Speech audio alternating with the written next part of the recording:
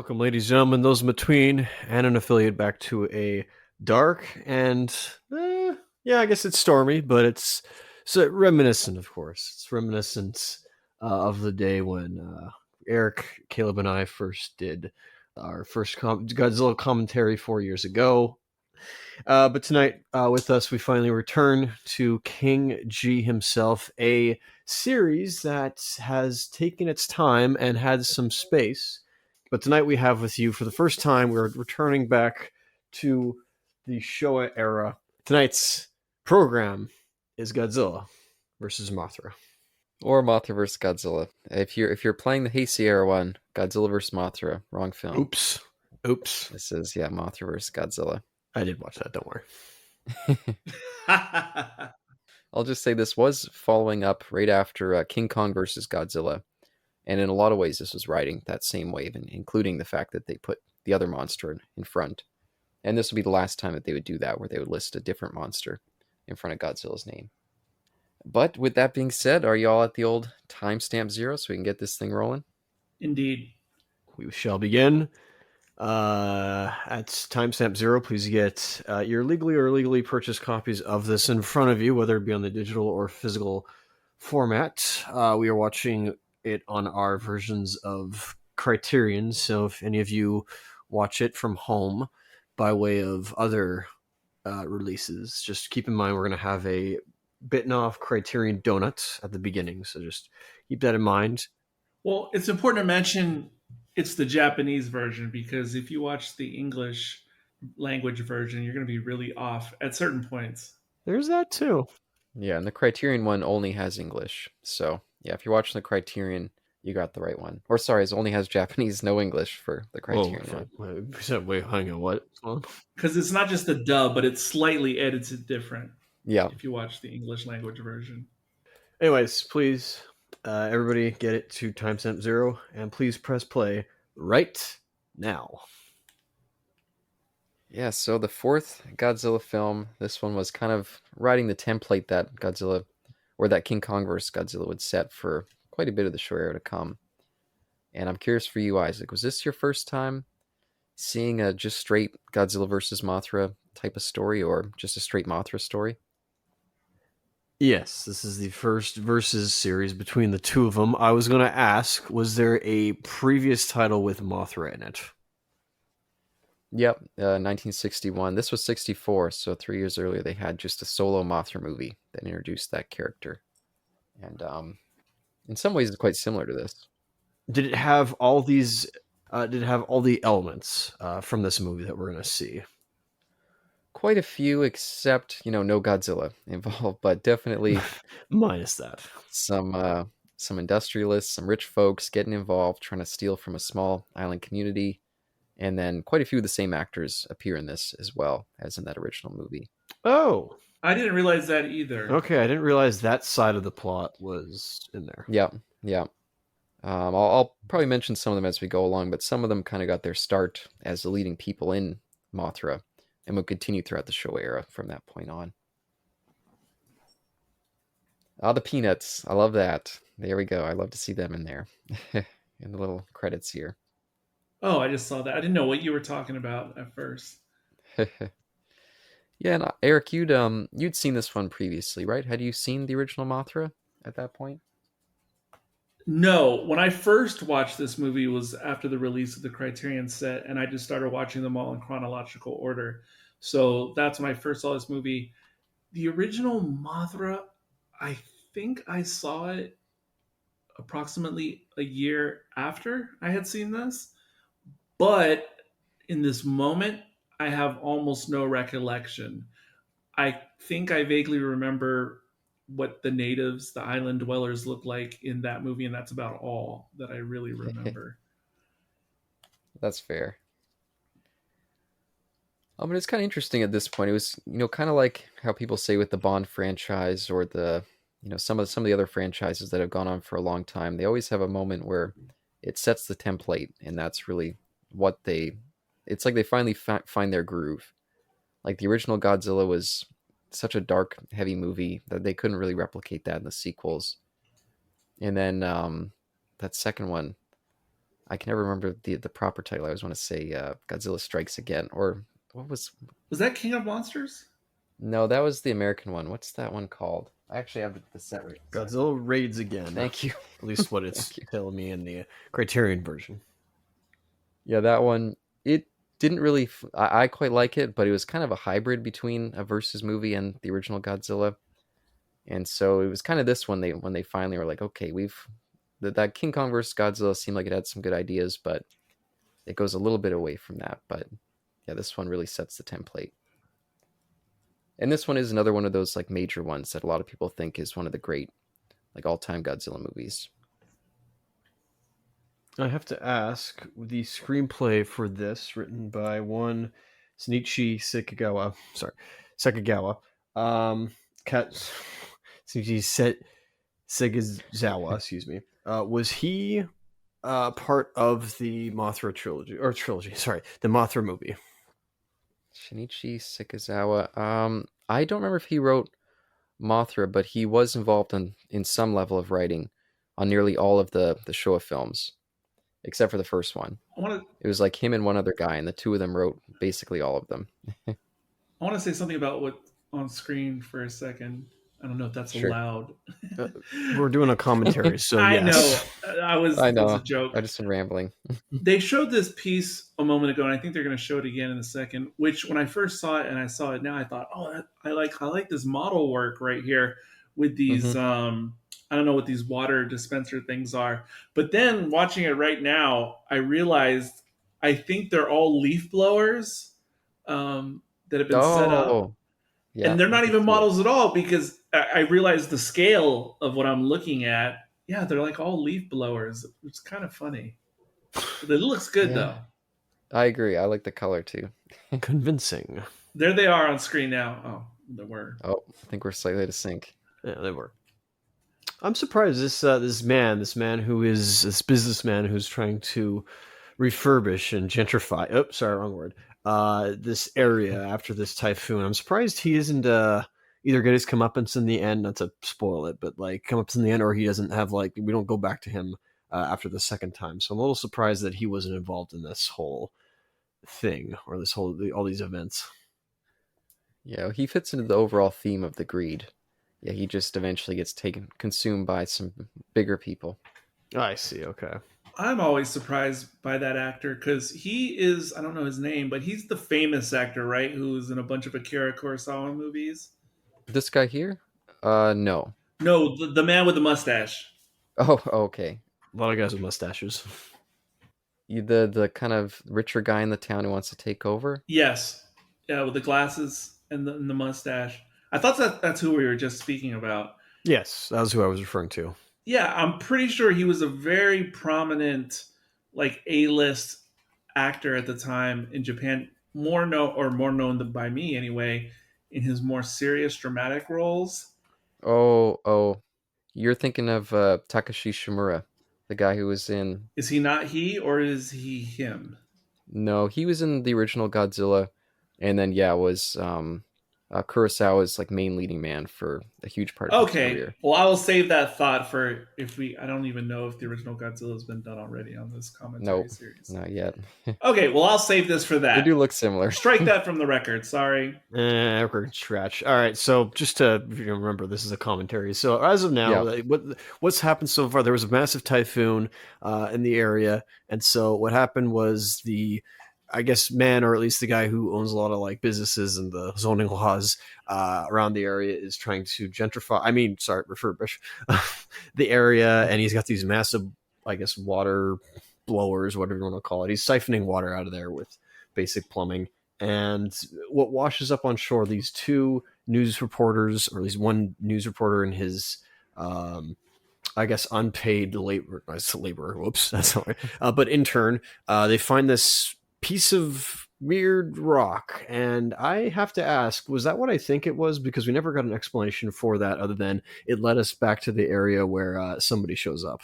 If you're thinking it was one of what did you think it was? Godzilla's scales, that's exactly what I was thinking. Okay, I was wondering that. I thought it was from the egg, but is that what that's supposed to be? Yes, I think so. I have no idea. They look like oily colored, and I'm talking about how oil looks and water has that Yes, multicolor look. you're absolutely They right. look, yeah, but they look like oily looking, what we used to call loogies when I was in school, like mucus blobs.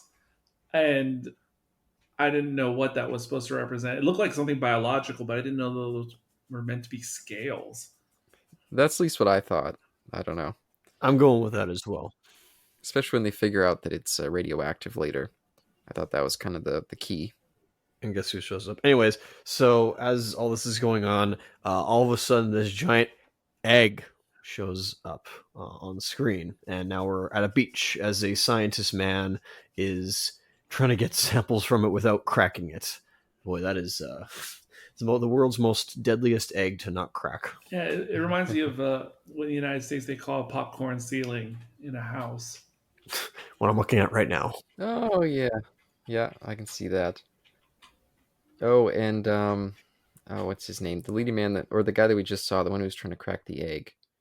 I think I always struggle to say his name. It's Hiroshi Koizumi, I think is how you say it. He was the lead in Mothra, and that was when he became like the leading man for Toho. Yeah, there he is with the hat. And this other guy, of course, is all over the place in Godzilla. Akira Takarada. He was one of their main guys. I think he was even the lead in the original Godzilla. It's been a while since I've gone back to that, but I'm pretty sure he's the lead in that one.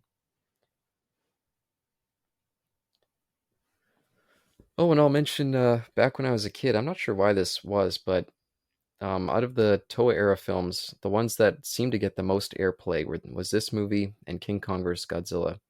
So this is one of the ones that I've seen by far the most. And this stuff with the egg, I always loved this as a kid. It just seemed insane that there could be an egg that big and all the different colors. It was just like an imagination expander, this kind of imagery. There's a reason you don't go into film, like actual like production of film, and that's simply because you don't want to know any of the magician's trick. You don't want to know anything behind the scenes of like how exactly did they make that egg. You want to keep that illusion alive. Well, I know a lot of the tricks now. I don't think it's hard to suss out. Well, at least with an adult mind. But an unfortunate thing this is reminding me of now, seeing it, like this idea of the huge egg and the effects and everything, it reminds me of the 60s Dr. Doolittle we watched for the Best Picture podcast, which is not a good thing for me to be reminded of. So that's an unfortunate comparison I can't get out of my brain now. Yeah, and they would have been fairly close to the time, right? Was Dr. Yes. Dolittle 60 or 62? No, I think it was later than that. No, it was more like 66, 67. Oh, okay. Um, So ripping this off, those hacks. yeah, yeah. I know this because I was, I kept saying how bothered I was that the Doctor Doolittle's companion, who's basically like Jamie from classic Doctor Who, like it's supposed to be a period piece, but he's wearing like flare corduroys from like the late 60s, and it kept bumping me. And that's how I know it was in the late 60s because he looked like a proto hippie. So, yeah. Anyway, no one cares about Dr. Doolittle. But it is remarkable to me, though, how, this is 1964 Japanese, and it still looks like 1964, whatever that means. Culturally, I mean. I love the smart suits and everything else and the furniture. And it's remarkable to me how, as soon as like we did All Monsters Attack or whatever from 69 or so, and just how Yeah. much, I mean, the same thing happened across the world, not just in Asia, but just how much the look of everything, clothing, etc., just changed so quick. But Yeah, and again, go ahead. oh, and again, because I saw this so much, and I was watching a lot of 60s Bond films from around the same time, including that one set in Japan.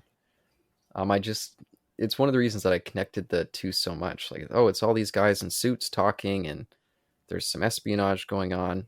And I always thought of this one as feeling like a Bond movie. That completely makes sense. And yeah, absolutely. And not just you only live twice, because I have to make a weird ironic racial reference joke.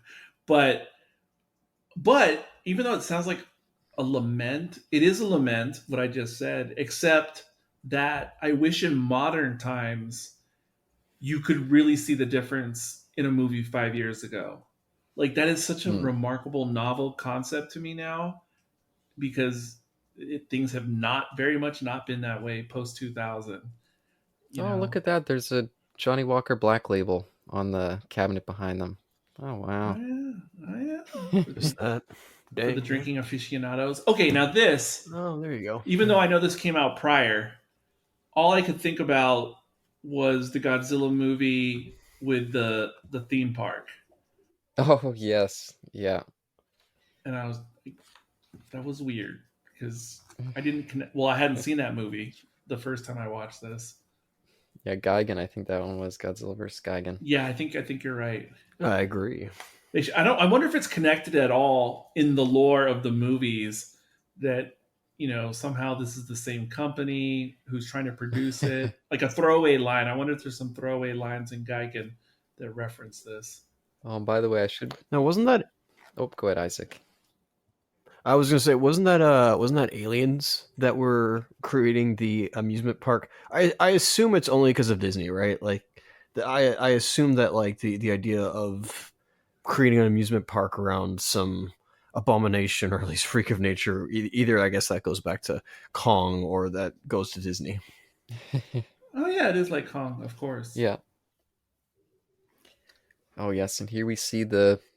I always forget how to pronounce this. I think it's like Shojubin. I never know how to say it. But yeah, the peanuts. Is that what the sisters or twins are called Yeah, that's what they call them in this era. It seemed like every era had a different name for them. in the Godzilla lingo? Okay, okay. Yeah, there's the Shojubin here. There's the Cosmos in the 90s, and then I forget what the other one was. But yeah, no, I like these two a lot. The Peanuts, Emi Ito and Yumi Ito. I don't know. I think they're cute. I think their singing is a lot of fun, and I wish that we would have seen a little bit more of them in some of the other show stuff. I both like and don't like them in general in Godzilla. I like them because, if anyone knows me, I've always had this fascination with humans playing scaled down versions of Yeah, me too. humans. Always loved that, especially in older films. And that's what kind of drew me into this the first time I experienced a Mothra movie. I don't know if it was this particular one, but that idea is so cool. But, and I had a new thought preparing for this commentary, which is, I don't know why I never thought this before, but to the Peanuts, the human characters are like kaiju to them, scale wise. I don't know why I never had that obvious thought before. Was that apparent to you guys? Am I just late to the party on that?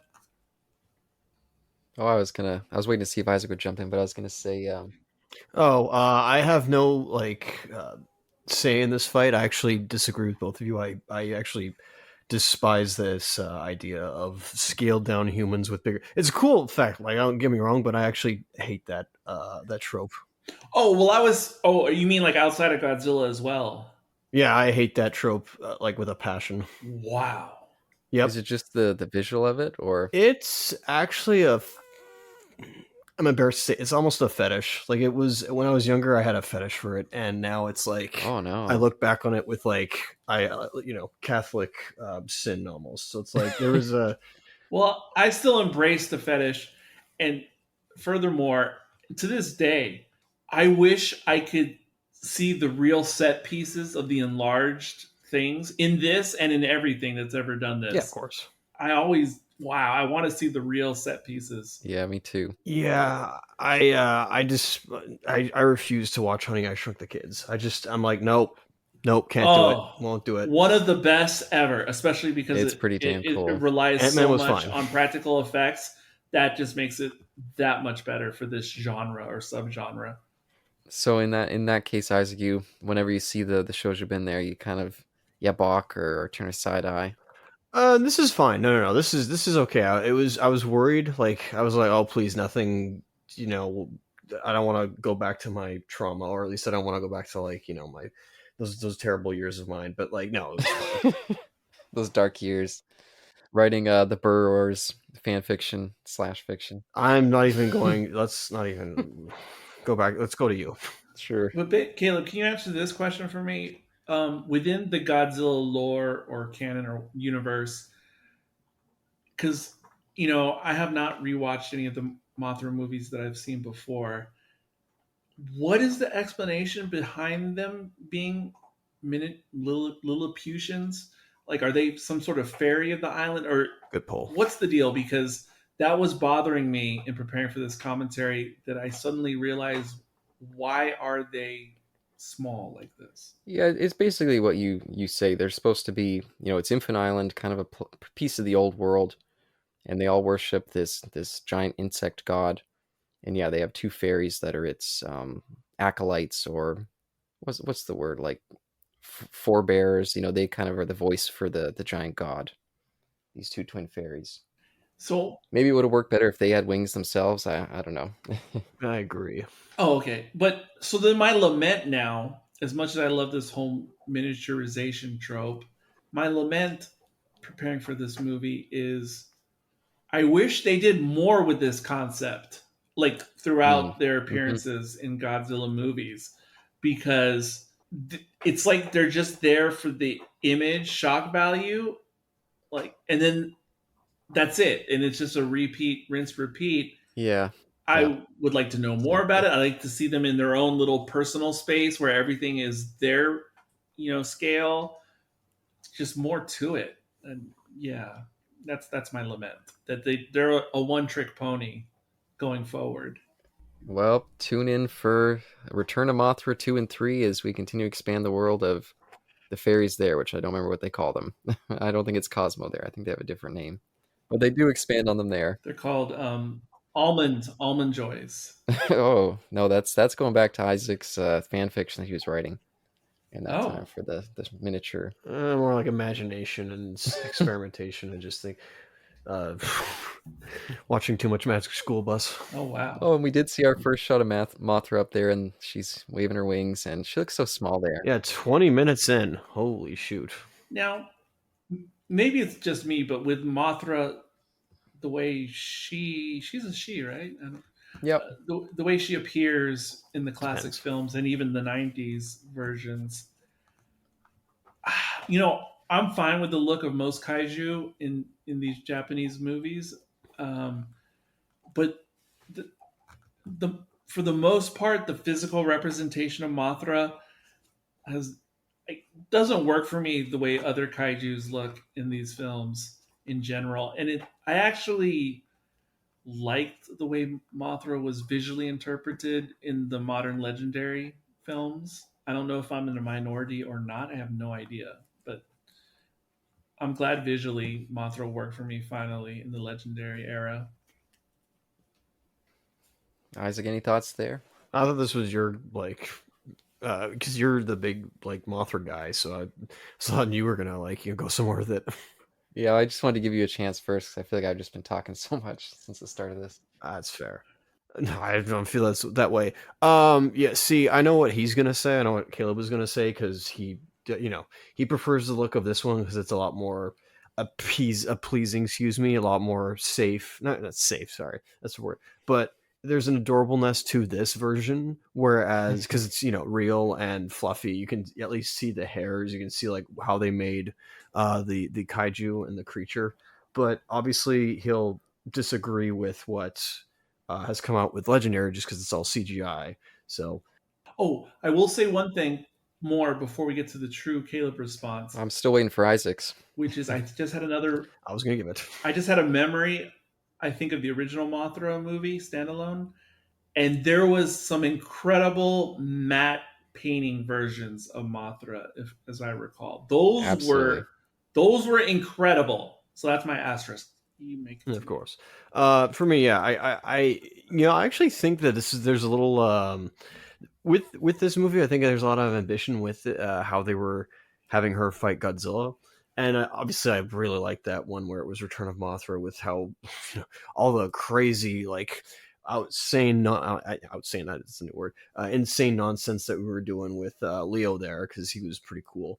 But I was definitely wondering, like, if there was a little, again, I'm not going to call limitations like a kaiju film limitations there. What are you talking about in this economy? But yeah, especially with like the fighting at the near end, I was like, okay, I could see maybe wheels turning, or at least like I kind of get it. But there's definitely like ambition there. So I understand the limitations that you can do with Mothra, like in this era. But I guess further on, as there's other versions of her, I'd say, or at least other versions of them that people will finally, like, not finally, but crack the code on how to, make a moth work, because it's with a guy in a suit. Mothra's is not humanoid, so there's a limitation that will occur that kind of lends itself to how we're going to do a monster fight exactly. I know that's not always what we have to do. Well, that's what we're here for, aren't we? Yeah. Caleb, your answer. I actually do like the second legendary one, where they use Mothra in Godzilla X Kong New Empire. I think she looks a lot better there. She does. Part of my issue with the original appearance is just that film had such a muddy look overall that I struggled to even really get a good look at Mothra, and I was kind of disappointed by how just the overall visual look of that movie just disappointed me in general. I don't know about this one. Some of it looks a little bit silly, a little janky. Yeah, but I don't know. I've got so much nostalgia. This is the Mothra that I am the most familiar with. I do like the Heisei one, and I enjoy the Mothra Leo. I don't know. I think in general, I just appreciate the huge moth kaiju. Definitely, there is some limitations when it comes to combat, but I don't know. I just think it's kind of peaceful, and I don't know, just a beautiful image to me. Which one, or what is the Leo? We saw him. That's the Rebirth of Mothra trilogy. Mothra Leo is the lead of that. Oh, okay, because I heard you say Heisei and then Leo. Is that the same? No, the Rebirth of Mothra is its own trilogy. It's not really connected to anything else. So. Oh, okay, but also the Mothra itself looks different in the Heisei versus. Okay, gotcha. Yeah, it looks different. Wait, do you like moths? I don't. I like them visually. This is so funny. I love moths in real life. In real life, especially the oversized ones. I don't have many thoughts about the small ones. I love them. But the oversized ones completely fascinate me in real life. Oh, so cute, man. How can you not love them? And well, I don't think of them as cute. And that's where my fear comes from, the oversized ones. I don't think of them as cute. Encountering them as a kid. But they're almost like alien organisms to me. They look so unique and different, because when you see big butterflies up close, they don't look particularly interesting other than their patterns. But the whole biology is like different and there's so many different kinds of looking moths when you look at them up close. So they are like little alien creatures, and they fascinate me. But that's part of why I'm bumped with what I've been talking about with Mothra, because the Mothra kaiju in the more classic eras, they don't do the real thing justice, and I think that's another one of my issues with the design. Yeah, I don't really feel like a real moth could exemplify this kind of god being. And in terms of all the kaijus, I feel like Mothra is one of the few ones where it gets kind of a majesty to that god quality to it. Maybe it's with all the pageantry of the islanders worshipping her and the fairies. All the other ones are, they live in a different sphere. They're godlike. But Mothra really does feel like, in some way, a god. I don't know. Conceptually, I agree with you. Yeah, and by the way, one of my all-time favorite versions of the Mothra story, where we don't even really see Mothra, is again the Godzilla Earth trilogy. Yes. All the stuff they do there is just, that was a Mothra fan's wet dream coming true.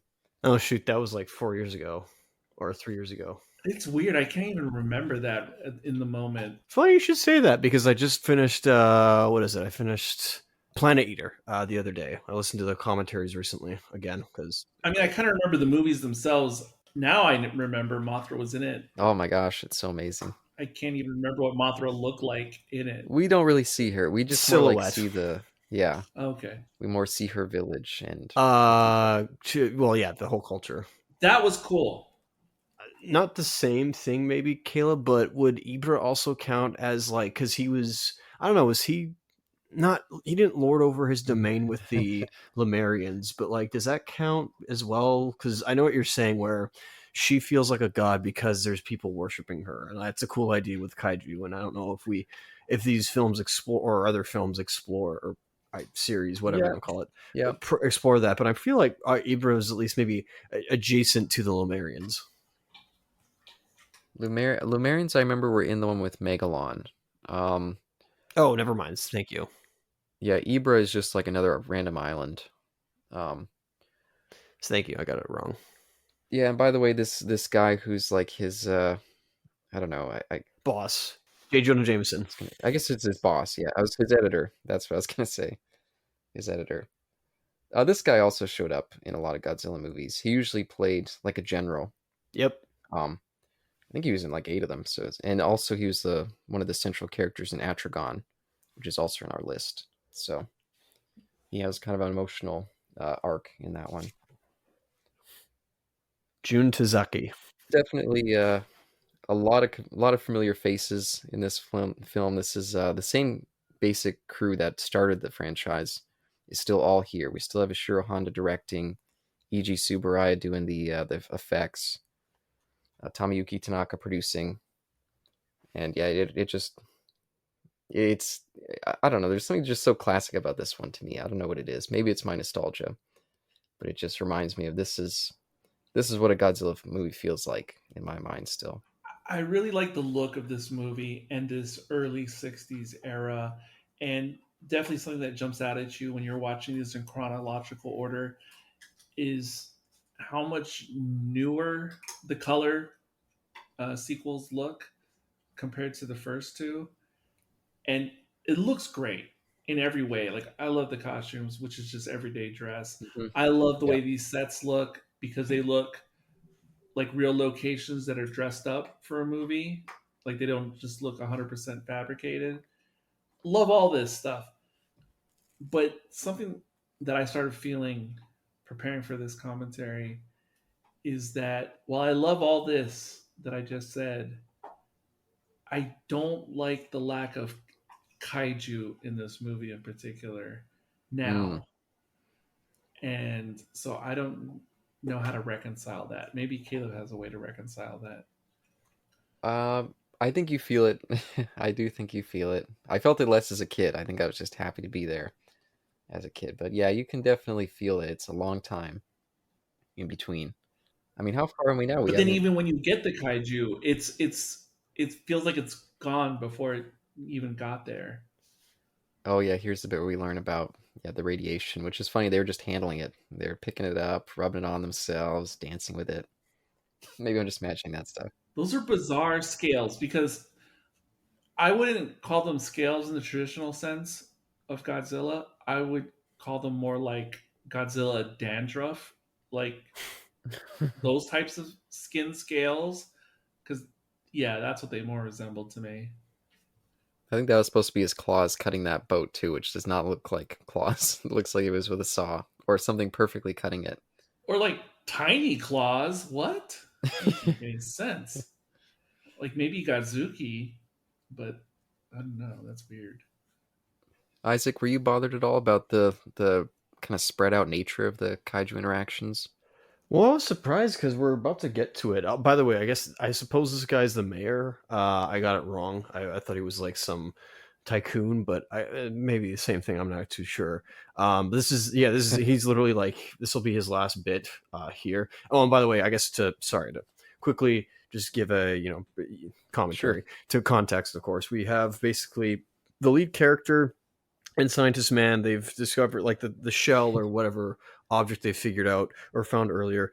They have determined that it's radioactive, so they've gone back to where the typhoon took place in the Bay Area, and they now have basically are trying to discover like, okay, what's is there any radioactivity around this area again? The mayor's come here and he's shutting them down. He's had enough of it. It's like, stop getting pictures of or whatnot, get out of this. And so we're about to see something, but spread out nature of it. Well, in about a few seconds, we're going to see something about that where we're not even at the 35-minute mark, and we get our second, or I guess our title character, of course, makes an appearance.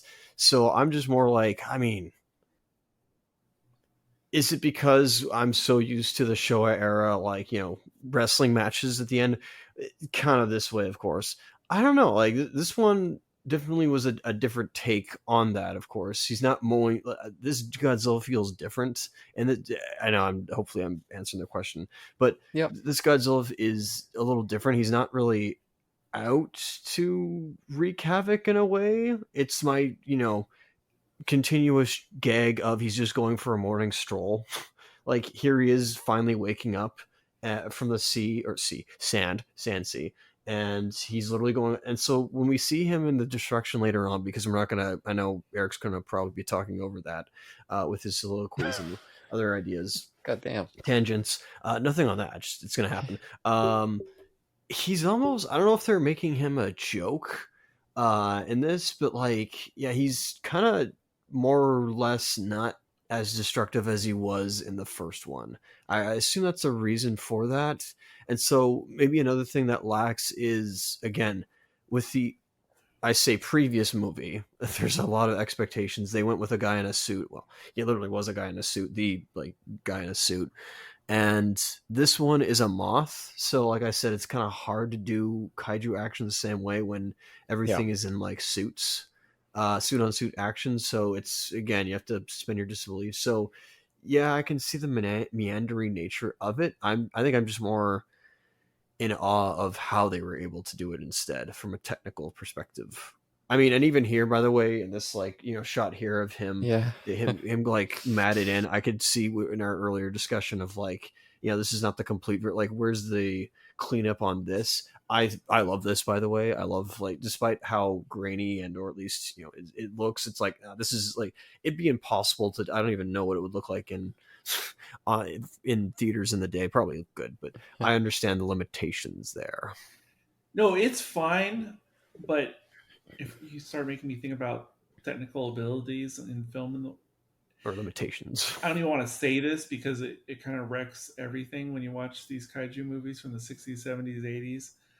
But I felt it a little bit in preparation where I always think about how good the original King Kong looks in stop motion. Yeah. Yeah. It's just, I understand that's too labor intensive. It's just not possible. But gosh, does it look good? But I hate to bring it up because it almost derails commentary on Godzilla movies. Well, it's fun, and especially since they tried. Like, I think the producers or the original, like, creators were trying to do that with Godzilla, which is to do stop motion because of King Kong, but it was a lot more expensive at the time, so they, went a different route and put a man in a suit. Yeah, it's also like, there's the Harryhausen, like Sinbad and other movies, which obviously look great with the stop motion. But then I had watched one of the lesser known Sinbads. I don't remember which one it was, like on Tubi a year or two ago, and it had effects more like this, like what you were just talking about, with the blurred Godzilla, and so yeah, it's just not the same. But I don't want to even bring that up because I don't know. I don't know. I almost feel sacrilegious to bring up that kind of comparison. Yeah, I did want to mention for Godzilla. So this is 10 years after the original movie. Isaac, you're kind of mentioning like, yeah, maybe they were turning him to slightly more of a joke, or yeah, not giving him that much time for his destruction. I think after the, I'm not quite failure of Godzilla raids again, but definitely had a kind of changed the face of the franchise, and they did take a break for a good number of years, and then came back with that kind of sillier one, King Kong vs. Godzilla. I mean, that one, it was following the success of like, okay, maybe Godzilla's flailing a little bit. Let's pair him up with a kind of iconic monster. They did the same thing here, and then this same year, 64, they even put out Ghidorah the Three-Headed Monster. They didn't even include Godzilla's name in there. So I think that they were kind of like, oh, maybe we need a stronger spotlight. Maybe Godzilla isn't our center. He's just a background player. And that's why we spent so much time with Mothra in this one. He just kind of comes in on the back end. Oh, here we go. The classic pagoda destruction. I always looked forward to this as a kid. It was almost like a bingo card. I couldn't wait to see it. I didn't know the name of the building, but I knew every time Godzilla destroyed one of those buildings. Oh, son of a gun! That's where Bruce Lee. That's how Bruce Lee died. Godzilla got him when he was filming Game of Oh, Death. He's like, fuck your cultural symbols. Every time he hates that stuff. That took place in Korea anyway. spoiler, but I hope one day we discuss the live action One Piece. But there's a great pagoda destruction at some point. Oh, man. Was it in the manga? Probably. I haven't read that, but probably. I assume it was in the anime. Yes. Oh, ooh, I have to go check that actually. Was it after? Was it after episode 100? No, before. Okay, so it was before 100. Interesting. Yeah, and of course, with the introduction of Godzilla, we got to get the introduction of the army men, the toys. Let's bring them out. Yeah, let's start wasting that budget. Okay, so how much do you think they spent this time? I wish it was like THX 1138 when they're like calling out the tally. We see all the money men just Oh, panicking. that would be so cool. Oh, that'd be so great. Oh, I'd love to see that's what they should have done in Shin Godzilla. That would have been perfect. Seeing the bill toll up. I think I read some type of commentary or review on this movie. I can't remember where it was, but recently. Was it AI generated from Rotten Tomatoes, our sponsor? It wasn't from Rotten Tomatoes, but the person was lamenting that, in this outing of the franchise, being, I guess, the fourth movie, like, why is the army, like, they already know how ineffective they are. And I get it, this is a Godzilla trope, but I never really considered the question seriously. Why is the army doing the same stupid tactics other than to be critical? I mean, in the metaphorical sense, what often happens in Godzilla and other movies with the army is they always do the impulsive dumb thing regardless. I guess that's like the Brigadier's trope in Doctor Who. Like, he always Yeah. has to do the muscle brain reaction. I think it's partially they want to give us varied actions, so they like throwing in the jets or the tanks rolling in. They always love doing that. But I'm sure there is a little bit of criticism in there for the military kind of mind, the tank brain, muscle-minded tank brain, as Baron Harkonnen would say, for the Beasterbahn. I just never Exactly. took the issue really seriously with these movies until I just read that, because this person was assuming, like, I'm assuming, coming in like completely like sincere, like Oh, is trying that to a understand the universe. Fly Pan American? Hey, look at that! Look at that! To India. Yeah. Wait, why is that weird? Oh, I just said look at that. Like it's nice to see it in there. That's a fun little piece of the era. It's not CGI. Yeah, I'm weirdly old enough to remember when Pan America was still a household name everywhere. Oh, and by the way, this professor here, Professor Mura, Mira.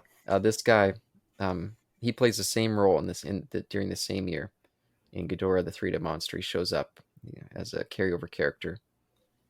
I'll have to rewatch that one because that was our first one, so it's been quite a long time. Yeah, it's been a long time.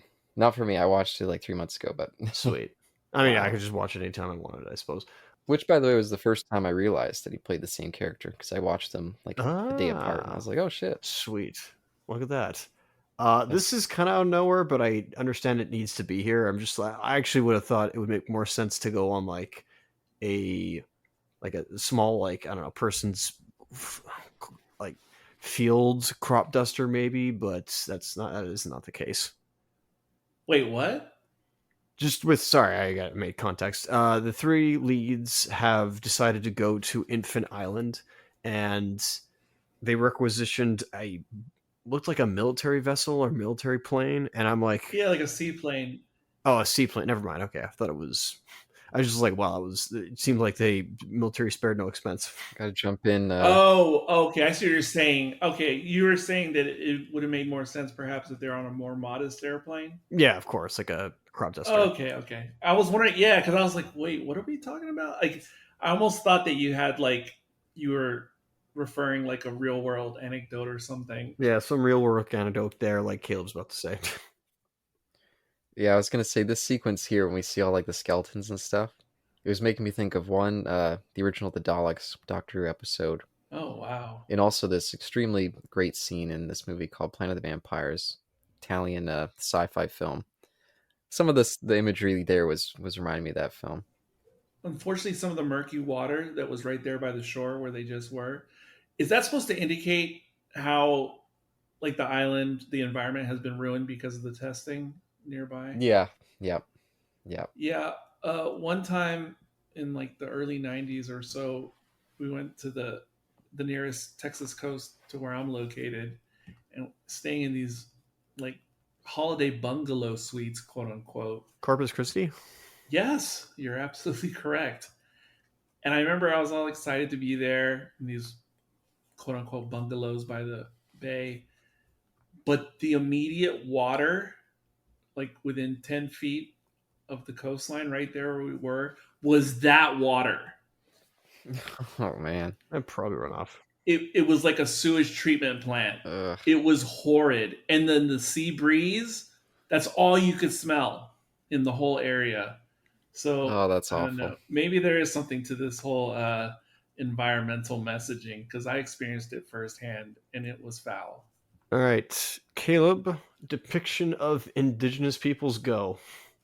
Yeah, I mean this is they did that in the previous one with King Kong vs Godzilla. We saw a lot of similar imagery there Yep. in the original Mothra, but They did more of the brown face, right, as I recall, and even perhaps a darker face in the original Mothra.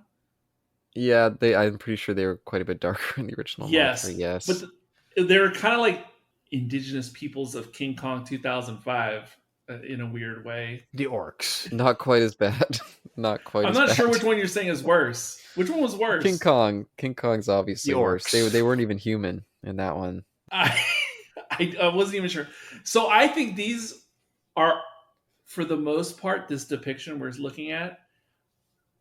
I think this is technically more culturally sensitive compared to the prior iterations, Probably. except for the headdress.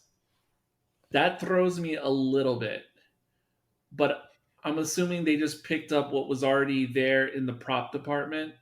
Could be. Because I can't imagine, unless something was lost in translation of what, because I don't know. It's neither here nor there, but I couldn't get over the headdresses in this particular movie. Everything else I was fine with. Better to go with fire engine red because that doesn't necessarily indicate anything. They're red people. Yeah. And we saw them mixing the dye in the background. Yep. I assumed it was. Which they also did a lot of red mixing in King Kong vs. Godzilla. But sorry, go ahead, Isaac. That's okay. I just to make the what was it? The sedative to kind of make Kong sleepy. Yeah. But in this, I actually wondered if it was these guys are the like scouts or I don't know what you'd call it, but the field guys because they wear that to kind of like somehow this island has property or at least plants or herbs that have properties that quell radiation. So I wondered if that was the reason why they're wearing like a coating to protect themselves from any lethal radiation. They almost remind me of a version of those guys in Mad Max Fury Road, how they have that white powder on them. Oh yes, the chrome, right? The what was it? Running Boy? Not Running Boys. Thin Boys. Yeah, whatever they're called. It'll come to me. Oh, that was Nicholas Hoult, wasn't it? Yep. Oh yes, my boyfriend Nicholas Lex Hoult. Luthor. Love that guy. I didn't know that. We were talking about this offline before. War Boys. That was like the first big thing I'd seen him in since Skins. Yeah, War Boys. I fell in love with him on Skins. What? Not as Beast and X-Men. Oh, I didn't know he was in Skins. I haven't watched it. Oh, by the way, I wanted to mention as well, one of the reasons I especially loved this as a kid, it was, again, my favorite Godzilla movie for a long time, is because I was huge into musicals as a kid. Wow. And this movie always felt in some way like a Godzilla musical hybrid. Wow. And so I loved all this stuff, and I could sing along to most of these songs for many years, including now. Yeah, this is a forebear to the Joker sequel. Much better music. Mixing two loves. Like a Reese's peanut butter cup of deliciousness. Yeah, and I always thought it was an interesting fact that all the Mothra songs are not in Japanese; they're in Indonesian. Oh, are they? So a modified version of Indonesian. Oh, Yeah, I mean that sort of makes sense in a weird Asian way, Asian yeah, thinking way. yeah. They like wrote the lyrics in that, and then they just changed the pronunciations to feel a bit more Japanese style. Just kind of odd, but Huh, I didn't know that. Interesting. Potentially appropriating. Anyway, I think my not criticism, but at least like thinking of the village themselves. This is pretty petty of me, but It's interesting how they went with like vaguely looking indigenous, almost like okay, yeah, these guys obviously hunter gatherer. That's fine. That's what it's supposed to be. But I guess with the look, I'm like, interesting how again, this is just my like hindsight is 2020. This is my 2025 thinking brain. I'm surprised they didn't go with a little more reflecting off of their deity themselves and in making it all their attire more, not attire, but just some of their headdresses and hmm, moth-like. I was a little surprised by that. It's very again it looks what you would maybe Polynesian-esque, and I'm just surprised they yeah, didn't go with the moth look. Maybe they thought the feathers would indicate more of a moth motif than a bird.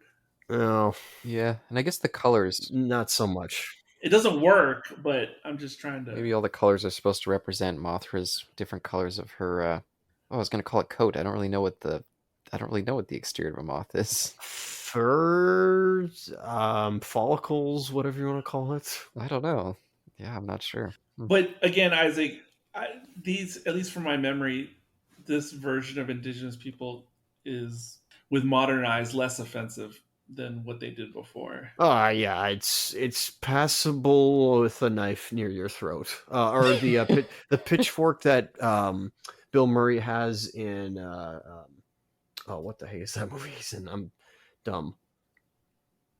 Not to denigrate my own people, but Which one? it would have, and they probably didn't do, I don't know, they probably didn't do this in the 1960s in Japanese filmmaking, but they should have, if it was modern times Japanese movie, they should have just hired some Filipinos or Indonesians um, to play these roles, because they, I mean, Filipinos and Indonesians and others just look like island people, and it naturally, and I don't know, it would have worked better. But this is probably like American productions of this era where they just hire predominantly Anglo Saxons to play all races, and Yeah, probably Japan did the same thing. yeah. Japan was definitely guilty of doing that, and then yeah, just let's just color their skin, darken them up, put a weird accent on them. Yeah, they did that a lot in their science fiction pictures, and I'm sure their adventure ones too. And yeah, I'm sure some of it got kind of ugly, but Yeah, everybody did it. I'm not saying that excuses yeah, it, but we all know British productions did the same thing back in the day. yeah. I don't know. I just always love these fairies. I just think that these are my favorite of the Mothra fairies. I think they're very pretty in kind of unusual way, and their little outfits, their funny little hats. And look at that. That looks like a god right there. That big Mothra. I Yeah, love that. yeah, looks decent when it's more static. Um, but again, I just lament that they didn't do more exploring this fairy culture. I probably would have been into that. It didn't have to be in this movie, but in some Mothra movie. The film I was thinking of with Bill Murray was Caddyshack. It's the part where Caddyshack. Thank you. he's the janitor and he's talking to this one caddy, I guess. And he's got this pitchfork like near his throat. That's the pass we're giving for the depiction of indigenous peoples in this, where there's a pitchfork about to, go to your throat. Yeah, and if Peter Jackson was involved with that pitchfork, yeah, he'd be laying down on the floor because that was just the worst. Oh well, like I said, it's orcs and it's inexcusable. The Grand Pumbaa here, the chief or whatever he is. Big cheese. Yeah. See, his costume works as looking unique and like other cultural, like some unknown new to us culture. And yeah, his headdress kind of does look more reminiscent of a moth worshiper. So I wish the denizens, the regular folk on the island looked more like the Chiefs style rather than looking different. Well, and here we're back with the bunch of fools ready to get some egg on their face. Oh, I don't know. gosh. But Caleb Mine's favorite trope, they go over the plan. Yeah, I do like the white gloves. Well, yeah. I like the white gloves for some reason. Oh, that's a nice touch. That's very classy. Yeah. And the ascots. It is. Yeah, where's Mr. Farley? We need to bring ascots back. I keep hoping this reporter, no-name background reporter I saw earlier on the beach in the movie, I wish he'd show again, because I'll say if he does. I doubt it, but because he looks so much like Danielson's nemesis in Karate Kid Part 2. But oh well, I'll be looking out if Was that guy in Cobra Kai? he is. Oh, I love all these. Look at them. They're just so cute. Chosen. They're just so cute. It's about the miniature vehicles. Yeah, I just love I it. know, this is like the fun fact. They had the production crew from Thomas the Tank Engine work on that sequence. I was just thinking that. I was just about to say Thomas. That was in the 80s, wasn't it? And that is something I really loved on television as a kid. Big time. Was that the 80s? I thought Thomas the Tank Engine... I thought it was a little bit older than the 80s. I thought maybe 70s, but I could be wrong. I'm pretty sure I was watching it day on date in the early mid 80s. Makes sense. I love these little tanks. And then, of course, they reran it in America in the 90s. With George Carlin. When Ringo Starr doing all the... first it was Ringo Starr, and then he was replaced by George Carlin. Thank you. On the Americanized versions. Speaking of corrections, I think I said Mr. Farley. I meant to say Mr. Furley with the ascots. Yeah, I don't know who Mr. Farley is. Oh, it makes more sense That's the now. wrong name. Because I couldn't figure out who you were talking about. I thought you were talking about Chris Farley. I'm like, I don't remember him wearing ascots. And for some reason, my brain went to the principal and Saved by the Bell. I have no idea. I don't even know what his name is. Mr.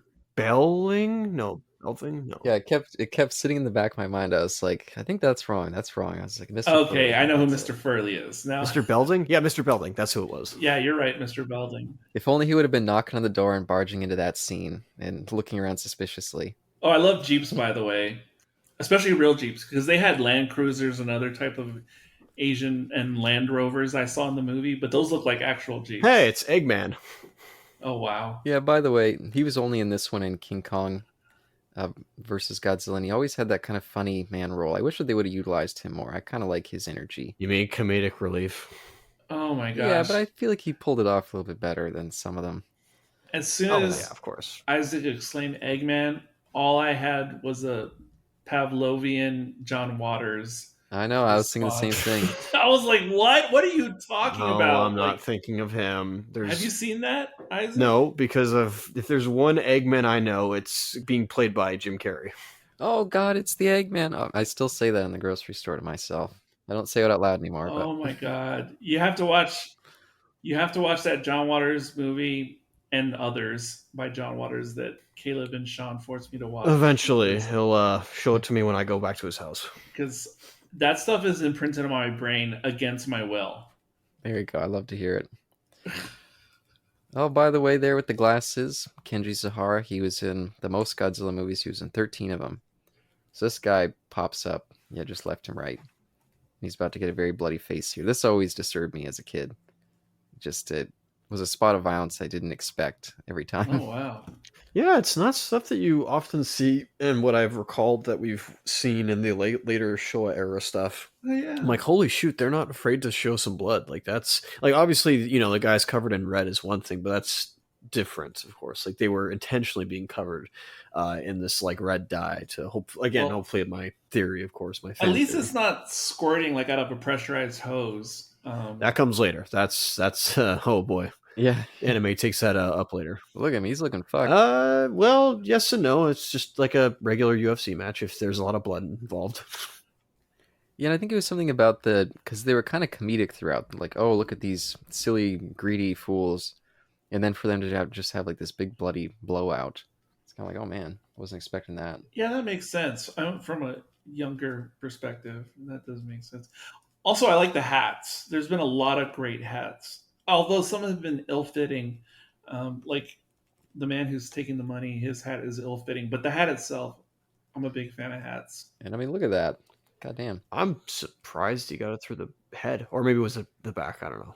Oh I wow. think that's a funny little bit of like satire because it's like Godzilla's coming. He's in the path to destroy us, but I'm still going to shoot you to take my little bit of cash and try to escape. I think there's something amusing about that. Yeah, yeah, it would work in a dark comedy, but yeah, I see what you're saying.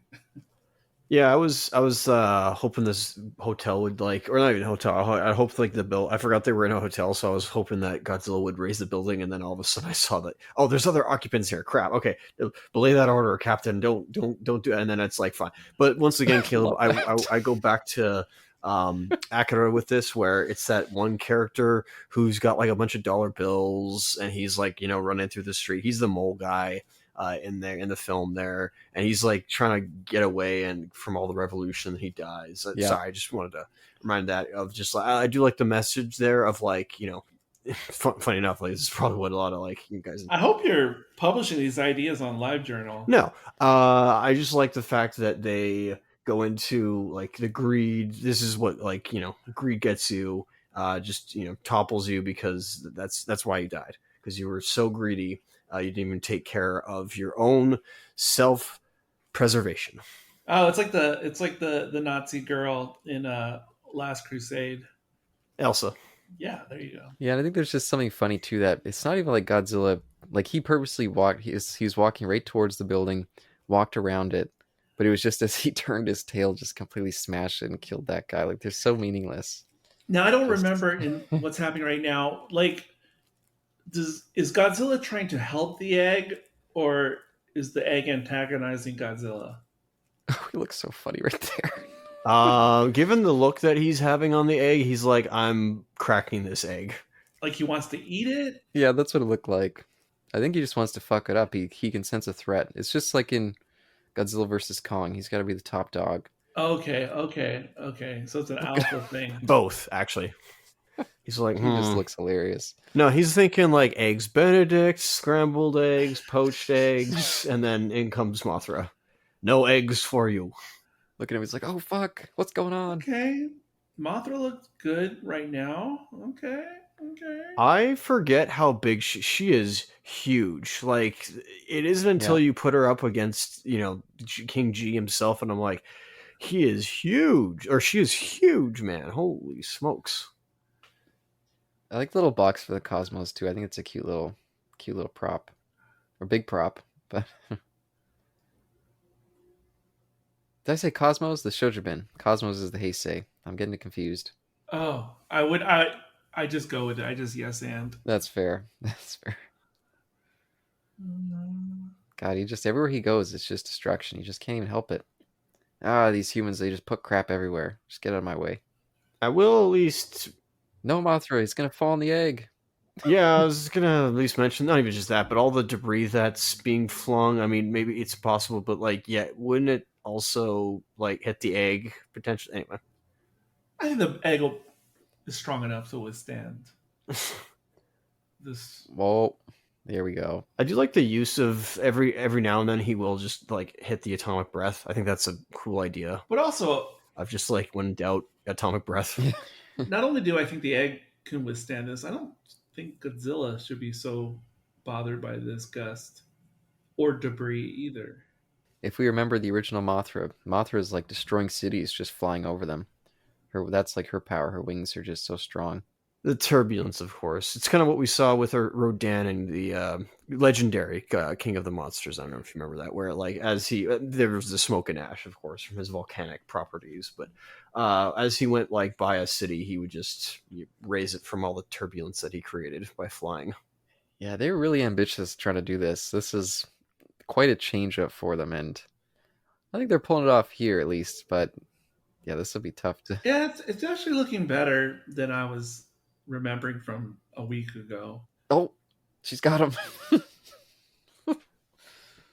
Oh, I was almost half expecting the scene from King Kong versus Godzilla, the previous one to this, I mean, and where King Kong just judo throws him, sped up. Sorry, just had to say it, sped up. Yep. It was Peter Hunt. He came over from the Bond series. I've been revolutionizing this, speeding things up. Let me bring it over here. Oh dear.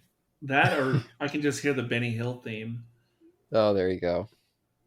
Look at those little feelers. Grab his face, scratch him, claw him up. And so here's where I was saying the limitations of this, where again, I this is still like, at least I take it like pretty good for what it is, but I can see the limitations of like, yeah, okay, it's a basic I don't, you know what I mean? It's a basic prop versus guy in a suit, so I understand the limitation. For the most part, it's looking better. But okay, when Godzilla is like a puppet, that doesn't look good.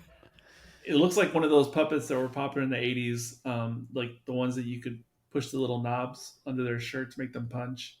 Yeah, and even as a kid, before I really understood the concept of laughing at something that's like so bad it's good, I thought that these were intentionally meant to be comedic because I'd always be laughing during these scenes. I thought they looked so funny. Huh. But I didn't realize that I wasn't supposed to be laughing, that it was supposed to be a serious fight. The reason I'm not laughing or wanting to spew ill repute is because I just think there's stuff that looked worse in the late 60s, and we've already seen some of it, with stuff getting unintentionally over the top. It so just looks so silly. It's fun. I don't think it's so bad it's good. I just think it's definitely not serious. But I like how there's moments in this sequence where Godzilla looks stop motion. If Yeah. somehow they could have worked it out that it had that appearance without him looking like he was going double speed, that would actually be really good. Like if it still looked janky, I mean janky in a positive way, but if it was slowed down, I actually think that would look a lot better. Yeah, I agree. Oh no. That looks a bit silly. Oh, Ouch. he just fell over. He slipped. There was a banana peel there. He missed. There's a lot of like, I made a mistake in not giving another drink or shot counter of take a shot every time Godzilla falls down this movie. I think it's about like 5 or 7. Yeah, another thing I've always liked. One other thing I've always liked about the Mothra kind of mythos is the cycle of rebirth, where fairly often the Mothras die, and then we see the babies come in, and they become the Mothra for the new little period until they die. I always liked that element. I guess Rebirth of Mothra was all about that, but something about that feels Buddhist in its way of the reincarnation return. Yeah. If they ever do a Mothra Christmas special, it'd be a perfect theme. Oh no. I was definitely, well, yeah, I was definitely not aware of that. I thought that was just a thing that happened in Rebirth of Mothra, but again, I've limited myself to not watching all these films immediately like, you two have. I want to go along as we get to, and only watch stuff from before that I've already seen, That's if fair. that makes sense. So I didn't know about the... Well, when I purchased the set, nobody told me I was going to be doing Godzilla commentaries at some point. I knew that going into this, but yeah, I didn't know about the rebirth aspect or reincarnation, whatever you want to call it. Just obviously from what is it? Just from what am I saying? It's similar, of course, to Last Airbender. Yeah, and you probably don't recall this because it was back in 2019. But the first Godzilla movie that we did, Ghidorah the Three-Headed Monster, or Ghidorah, I should say, is it's only including the two little larva Mothras running around. I don't think we ever see the full-grown one in that one. It's just these two guys. We haven't seen them yet, but yeah, it's just them. Yeah, I can almost remember because were they involved in that? I cannot remember.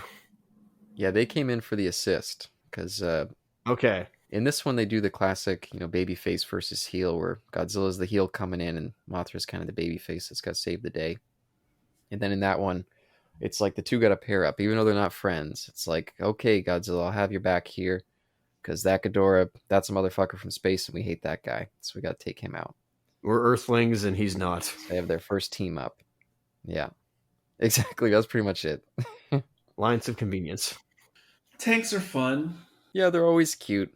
I always like to see them.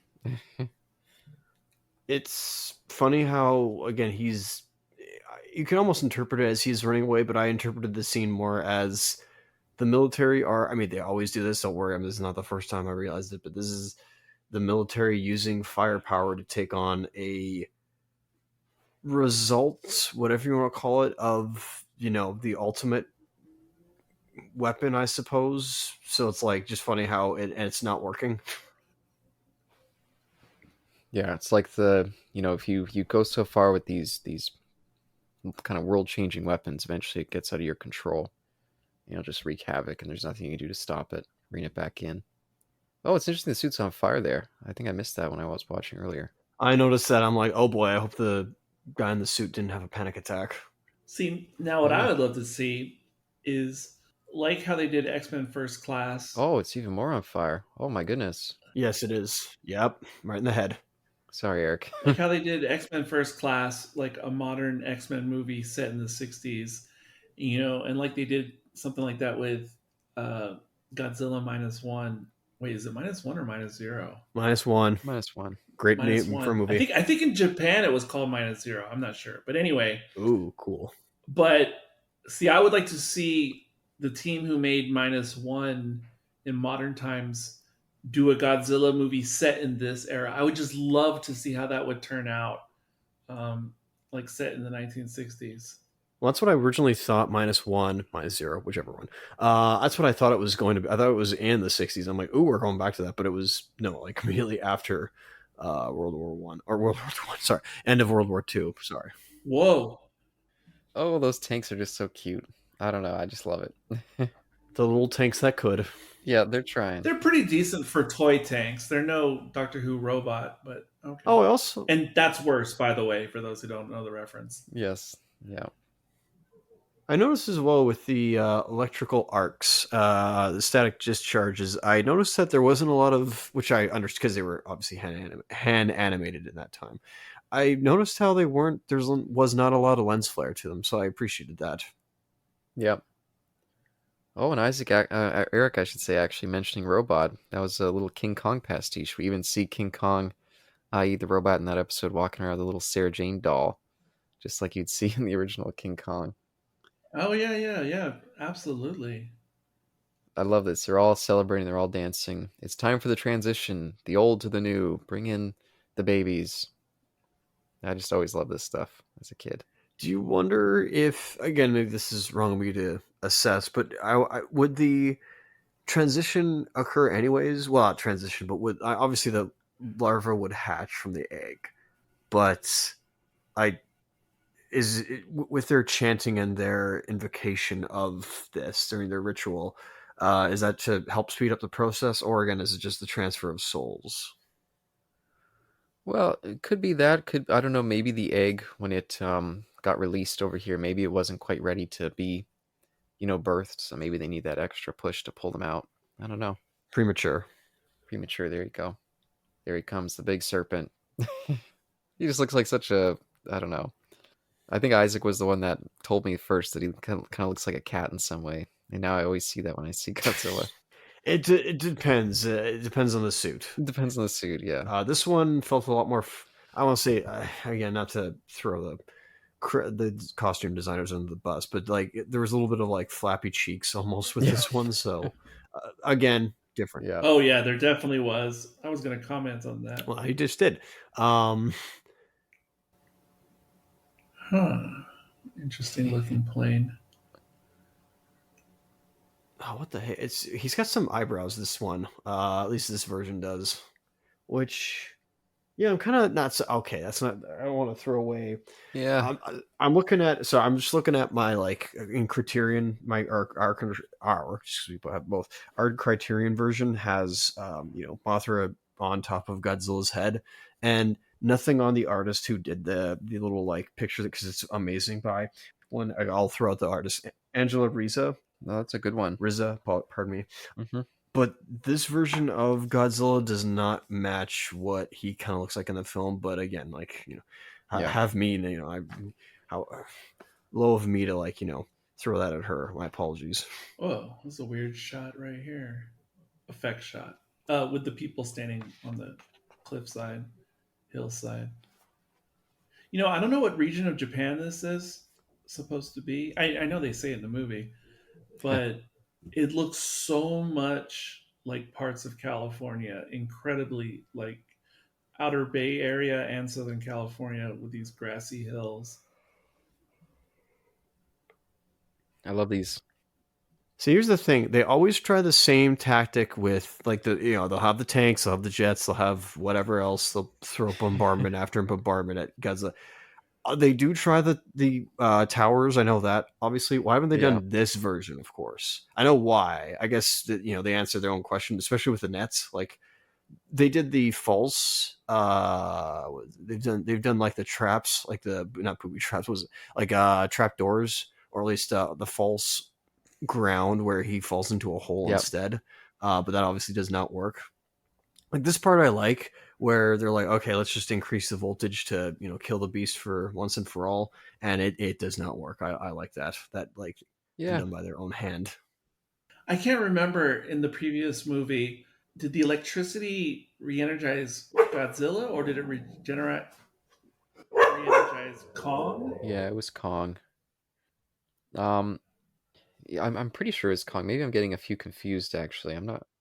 No, yeah. So there's some, I want to say like once again continuity, whatever. But obviously, yeah, in the previous film, King Kong versus Godzilla, in continuity order, not so much in Yeah, our least where order. we're going it with Monster Mash. Oh, that looked weird. Thank you. Yeah. With his eyes.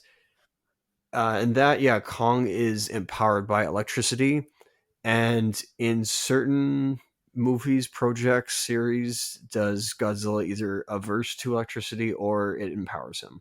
I think one person put it as like natural electricity, such as lightning, like that's pretty much the only thing that occurs, is what empowers him. Man-made electricity does not. Yeah, and I'm pretty sure they're all down to the same thing where they kept trying to do a Frankenstein versus Godzilla movie. And the scripts kept getting changed, but there was always little remnants that would get stuck in. And so most of the time when there's a monster that's powered by electricity, it's because they were originally supposed to be Frankenstein in some version of that script. I see. Okay. Then they eventually just made that Frankenstein versus Baragon, I think it was. So they just gave up trying to pair up Godzilla with Frankenstein. Oh, and for this fellow, this like crazed lunatic fellow, I thought he was the mayor from earlier. I thought he was what I hope was going to get his comeuppance, but then I realized no, this is a sane man. This is a like passionate man trying to rescue or wanting to get some children and their caretakers rescued from an island. And it's like, oh crap! Like that just introduced a whole new element that's important. Yeah, I can see the mistake now, except the way you can tell is this man's mustache extends beyond his lip line, There you go. There's that too. but the other had the Hitler stash. I like that shot. I think that That was a cool shot. this reminds me of the original Yeah. Godzilla. Yeah, this moment especially in peeking over the hill. Yeah, absolutely. Yes. Oh yeah. Yes. Look at that, just the all those people running, he's just destroying their town. Oh, let me get to the water. There goes someone's house. Man, it's never gonna happen, but I need to visit a real life seaside town like this in Japan someday. I don't know. I just love their costumes. I don't know what it is. I wish that some of the later ones could have recaptured some of that. Well, they definitely look like thistles or flowers or something. Certain type of flower. Yeah, I'm curious to see if these types of things are going to come back because they've made some references or hints, but they've never directly gone back to this post the Heisei era, post Rebirth of Mothra. What comeback in particular? I don't know if they're nervous to go back with Oh, the okay. fairies connection. You mean like in Japan, Japanese produced Godzilla, or including Legendary? Yeah, I guess it would need to be Japan because now the Iwi is kind of the stand-in in Godzilla X Kong New Empire. They were kind of the connection to Mothra people, so they probably wouldn't do it there. Right. And also, it would be another level of otherworldliness in the Legendary universe. It'd For be cool sure.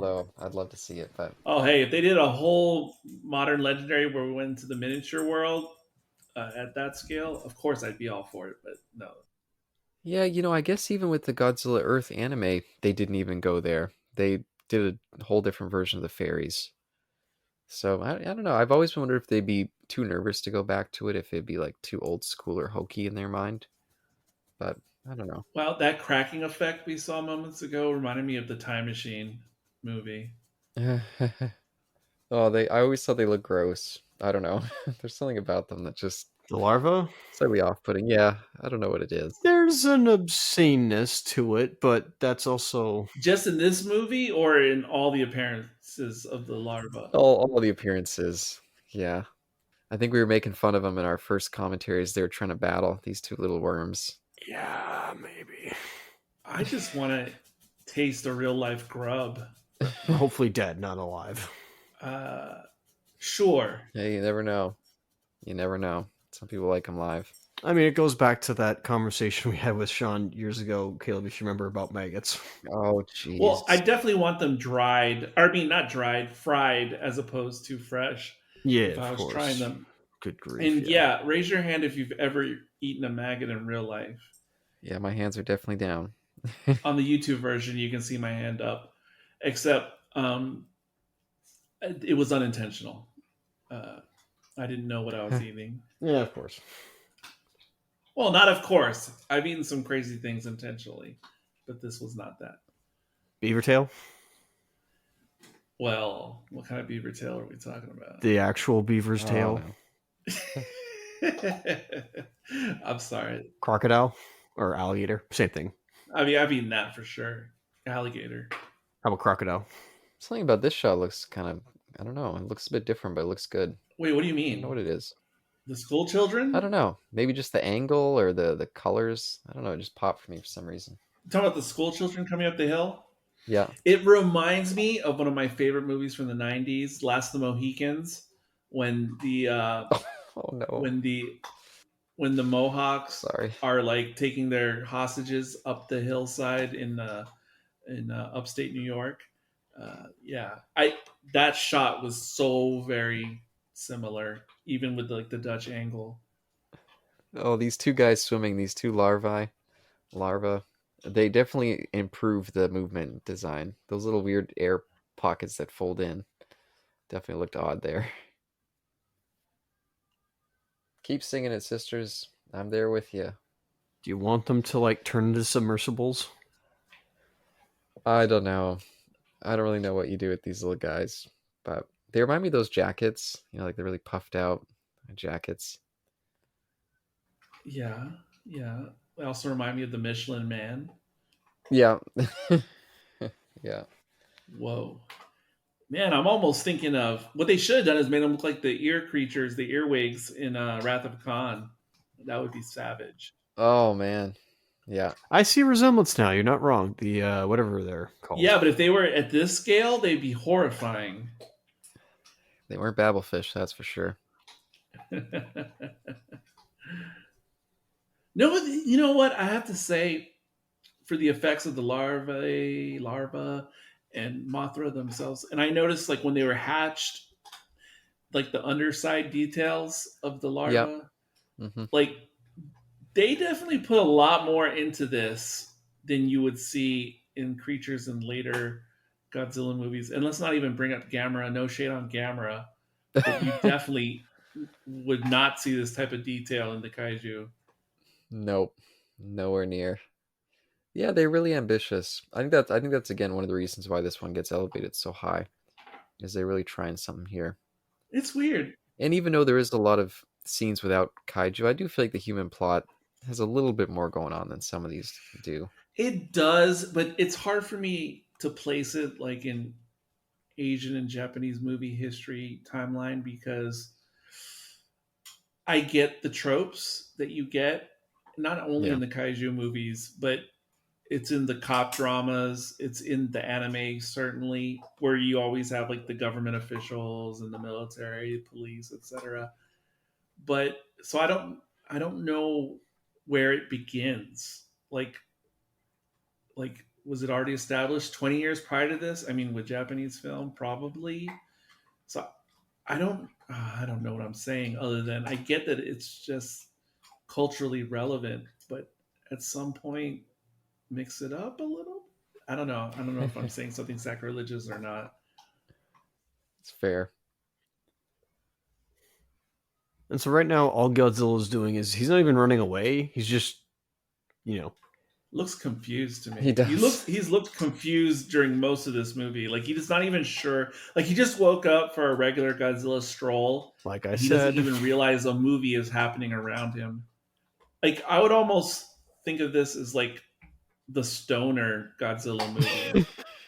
He does have that For look. Godzilla in particular, because he's been very like, what is even going on? oh, bucking Bronco. That's how the West was Oh won. man! Sorry. Oh That big man! freak out. He just looked confused, and then suddenly it's, oh my god, the world's on fire. It's Well, biting the hell out of me. my world would be on fire. It feels like someone's trying to sell me something. Sorry. Smack it against the rock, Oh my Godzilla. gosh! Trust me, if a ginormous larva Ouch. bit my tail, I think this would be restrained. Talk about juking and gyrating. Yeah, see, these are the scenes that I'd be thinking that it was intentional comedy. Oh, and he's slapping it with the tail. I love that. Fuck you, little bug. Yes and no. I actually don't think he's intentionally trying to slap him. It just happens to be that case. Oh, and we were making lots of gags about this in our first commentary with the white stuff that these guys are spraying at him. Yeah, I remember that. Was I? Oh, okay. I've not gone back to that before. It's a stretch, Me neither. It's been a long time. but this is reminding me of that thing in Flash Gordon 1980 where they have to stick their hands into like the Timothy Dalton. They have to stick their hands in the weird rock thing, and then they're hoping not to get the little green squiggly mark. Do you know what I'm talking about, Caleb? No, I never seen that film. Oh, then I'm speaking to myself. But seeing that close up of the larva sticking its snout out and spraying its party string. Oh, we're gonna have to do Flash Gordon at some point. Yeah, I've always meant to get to it, but It's a yeah. must watch.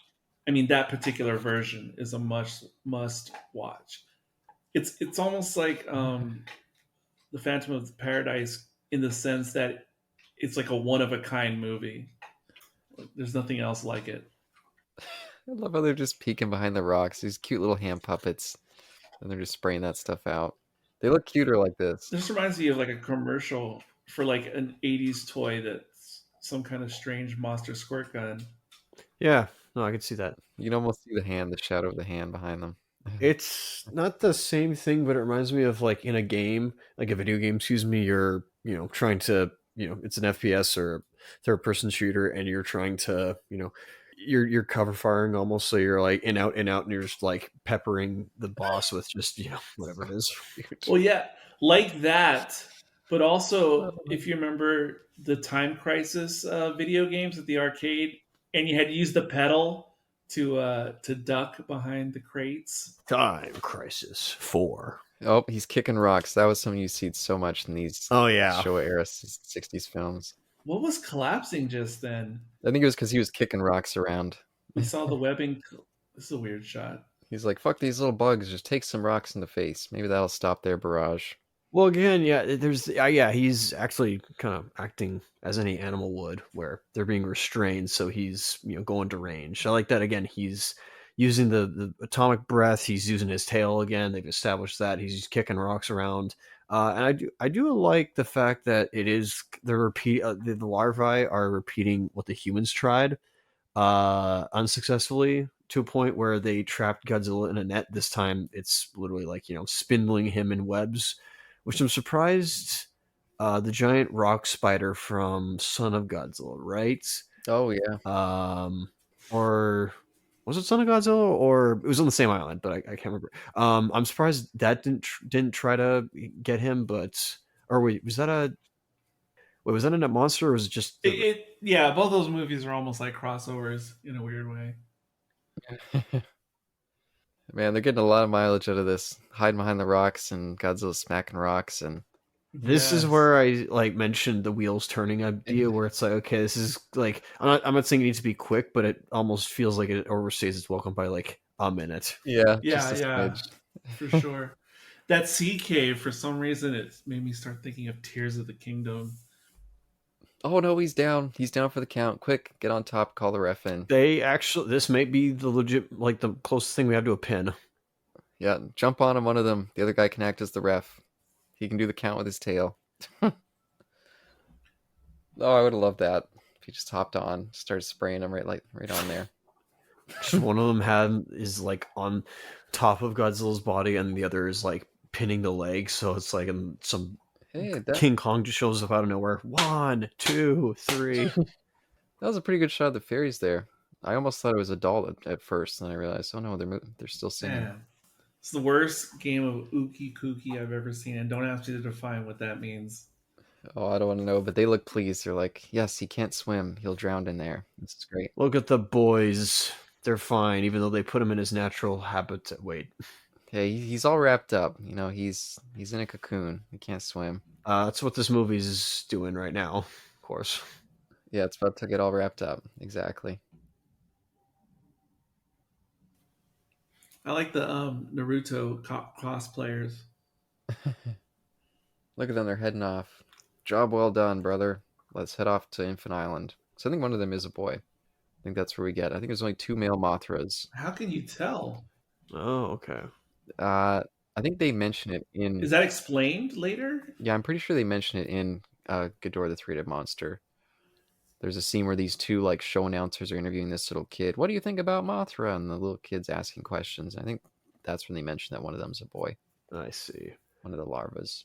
So, other than the next film, when is there another solo Mothra movie after this? Not until Rebirth. I see. Okay. Oh, do you mean solo in terms of versus Godzilla? No, yeah, just not versus Godzilla or appearing in any of Godzilla's other films. Yeah, it was just the original Mothra and then the Rebirth. Those 3 movies. Okay. I hope that one day they try again a solo Mothra thing. I think that could be really cool if they do the mythology right. But oh yeah, the end. No credits. Just done. Dang. Well, they were there at the beginning. Holy smokes. That is yeah, no, that's what you want from this is what Caleb wants from modern blockbusters or just movies in general. What is this again? 90 minutes? Yeah, just under. Oh, you mean length time? Yeah, exactly. Lengthwise. No. Well, yeah, that's not generally not my wish. 89 minutes. Wow, that went by fast. No, I like that length for standard movies, like standard dramas or rom-coms, but not necessarily blockbusters. I usually want my 2 hours worth. Oh man, but they get so bloated. Even at 2 hours, somebody doesn't feel like they're stretching and dragging out action scenes. Yeah, it's another conversation about what movie we're talking about, but yeah. Yeah, and you like action schlock a lot more than I do. Long, pointless action scenes. I believe you, but like, which ones are you talking about? Because I don't know. Transformers movies. Oh, okay, that's what you mean by action. Avatar. Again, I think of the Transformer movies as American kaiju movies, and then Avatar. It depends, but As bloated as they come. oh yeah, the movie being bloated, but not because of the action. That's not what I'm asking for necessarily when we're talking about Avatar. Well, at least in the second one, I mean, there's like a 45-minute long action scene at the end of that movie that's just nonstop. But anyway, that's a separate topic. Let's move on to this topic. What do we think about Mothra versus Godzilla? Starting with you, Isaac. Hey, no, I'm sorry, Sean. I'm sorry. Sean? Yeah, no. He always says, hated it. No, of course not. This was fun. I liked the bit of. It's not one that I like. Well, yeah. Funny enough, I actually kind of like the more absurd ones that we've seen of the show era later on. I know you two hate them, but I enjoy them for like how wacky they are. No, I like It it. depends which it is, but not the ones with Monster Island and all monsters attack. Oh, I actually did enjoy Monster Island instead of Godzilla. Maybe it's just No, that's fair. I'm just saying I don't hate all the later show up. It's That's just fair. those two primarily. This one was interesting because I almost realized the limitations of Mothra herself. Just again the fight wise. I mean, not the beauty that she is and the magnificence. I just like so that was definitely like I could see the limitations there. I'm not saying it's negative, but I definitely did enjoy those businessmen getting their comeuppance, even though it was in the middle of the story, and then just switched to Godzilla action, which is fair. Good story setup so far. A quick one as well. So it could have cut like a few minutes off of the runtime, but other than that, like definitely they're finding the formula of The other thing I guess that I was going to mention earlier was I think why this movie gets a pass, or not pass, but people remember this one fondly at that point is probably because there's not a big oversaturation yet. I don't think the saturation has, or the oversaturation, excuse me, has occurred yet. Caleb can obviously, correct me in this. So I think that's why people revert fondly. And I don't know what the English dub is like. Well, not yeah. I'll give this a good positive recommendation. Eric, what are your thoughts? All right. It wasn't that bad. I guess when I did my rewatch a week ago, because it already seems different now watching it this time, there seemed to be more to it during the kaiju segments that wasn't that objectionable, uh, if at all. Definitely my takeaway on this particular. I'm not in particular a Mothra fan in general in any sense, but what I do appreciate, and it's kind of similar to what Isaac was trying to say, I think. This is the fourth movie in for Godzilla. And I remember watching the Criterion discs when I first got them, that this is definitely still during the period when they're really trying. Like, I feel like at least they're putting their all in with these Godzilla movies, which certainly would start to deteriorate. I'd have to go back and rewatch to see where it starts happening, where they start relying so much more on gimmicks than the actual Godzilla movie. But because they're trying and everything like that, yes, it's one of the more likable ones, certainly of the Showa era and Godzilla overall. And honestly, I'd much rather watch this than a lot of the Heisei era, if I'm being honest. So, yeah, it's good. I'm just not a huge Mothra fan. Yeah, most definitely. I don't know if there's a single. Well, actually, I guess the first one, Return of Godzilla, holds up to this. Maybe Biollante, I don't know, but the rest of them, yeah.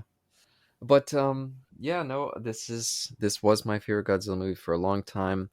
But I'd only really get to catch the ones that were on TV, so it was kind of a selected handful that I'd see. And most of the ones that they would play were the just not very good ones. A lot of the middle Heisei stuff was on TV all the time, and then some of those sillier '60s ones, Destroy All Monsters and Ibra Horror of the Deep. You know, not necessarily the strongest ones seem to get the most airplay, but I always really like this one. So it doesn't necessarily hold up to among my favorites now, but I still just enjoy going back to it. I got so much nostalgia, and I don't know, it's just it's like a bit of a comfort blanket movie for me. So Yeah, of all the different franchises and IPs we discuss on a regular basis on the multitude of podcasts, it's weird for me with Godzilla how it's the one big IP we talk about a lot where I don't have childhood nostalgia because I did not hardly catch any of those movies um, uh, prior to the age of 30, really. My only big Godzilla exposure as a youth was the animated early 80s series. '70s. That was I watched all that when it aired, but I never watched a full Godzilla movie. Because when they used to come on television, as you say, I mean, that was very common. I would just catch bits and pieces, but it always felt like a bridge too far for me to really sit down more than 10 minutes whenever these would come on television. So, and it's weird because, especially younger me, you would think I'd be into anything with models. And I was. I don't know why this never clicked for me. And I never took it really seriously until the Legendary franchise started up. And then, of course, the Criterion release was really my first introduction into classic Godzilla. Oh, well, I guess there is one last piece before we end this one off for the evening. And oh boy, I'm excited for this. It's been quite a while since I broke out old Super X. It's getting some dust in there. I gotta break out those little compressed air cans and Hey Sierra, hey Sierra, hey Sierra, hey Sierra, hey Sierra, hey Sierra, hey Sierra, hey Sierra, hey Sierra. I hope it's something just interesting in general, whatever it is. And I forget, does this randomizer include standalone kaiju as well, or is it all Godzilla related? It does include standalone as long as it's tied into the Godzilla franchise in some way. Okay, okay. So they have to appear. I mean, we did get King Kong a few times, right? So Yeah, and one of the Rebirth Mothra, I guess. that's true. Yeah, but I guess I'll hit play now and see what we're gonna do next time. Initiating system 1. スーパー X2 は第2滑走路へ。スーパー X2 は Working.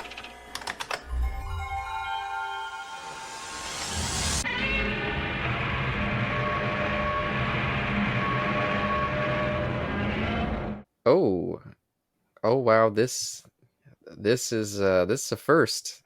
We're not going to a movie this time, because instead we're gonna go to Zone Fighter Episode 4, Let's go. Invasion. Gara, I don't know how to say this. Garaga's Grand Army. Godzilla appears, which I think is the first time that we see Godzilla in the series. I think we see King Ghidorah first, and then Godzilla comes in later. So yeah, wow, Zone Fighter. Wow, this has been a long time coming. Oh man. Okay, before you say anything, Eric, Caleb, where can you find Zone Fighter? Because a lot of our regulation listeners and comment leavers are going to be like, where the hell am I supposed to find that? You can find every single episode on the Internet Archive. Thank you very much. Thank you, ladies and gentlemen, those in between and an affiliate for listening to us talk about this film. It was fun. Till next time. Don't be getting rid of those moths. Don't be getting moth killer or anything like that. Just let the moths go outside and roam about as they please, for they are beautiful little creatures of nature. Till next time. Peace.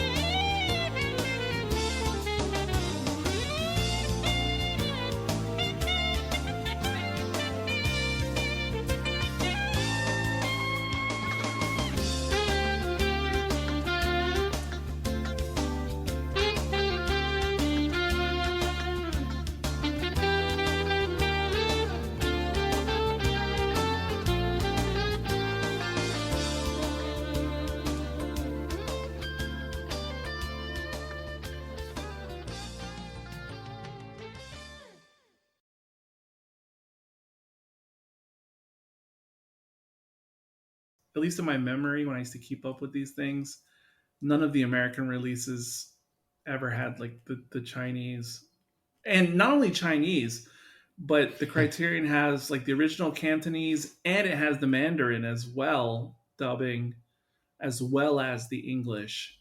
And so, but that's one of those situations, I guess, where somehow they got the complete rights. And it's also, I think, the first box. Oh, I can't remember if Enter the Dragon was in there or not. I think it was, which I had never seen wow. that. Which I had never seen that group together in Yeah. the same box set with the others. But anyway, Do you want me to tell him? And now you're talking me in Isaac's language. Yeah. Do you want me to what, tell him, Bruce Caleb? Lee? Sure.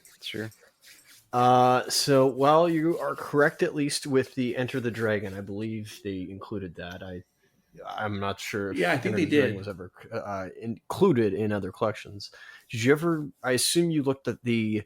Don't have it, but you did look at the Shout Factory's Bruce Lee collection. I think I did, but I'm not sure. Well, I can confirm because I own it. They do have both Mandarin and Cantonese dubs of the film, and the English as well. Oh, well, there you go. There you Same go. with my old Sony DVD set. And I think the only reason Warner Brothers was okay with lending out Enter the Dragon to be in that set was because around the same time that set came out, Warner Brothers released the 4K physical release. So you see, there was still like, you can't get that on Criterion. You still had to get that from Warner Brothers directly.